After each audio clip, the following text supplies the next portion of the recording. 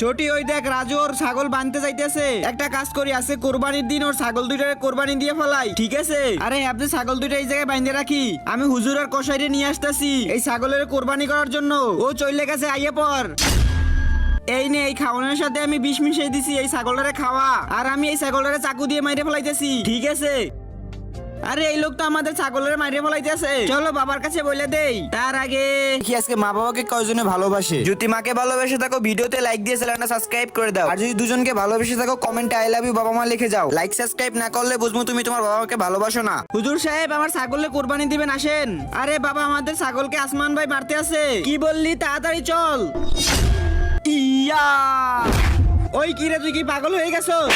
আরে বলো, কি লেগে তুমি এদের ছাগল মারতেছিলে? কারণ এ প্রতি বছর দুইটা ছাগল দিয়ে কোরবানি দিয়ে অহংকার দেখায়। এ কারো অকাত আছে আমার মতন দুইটা ছাগল দিয়ে কোরবানি দেওয়ার? এই দুইটা অনেক দামি ছাগল, গরিব লোক, এই জন্য করছি। আরে না,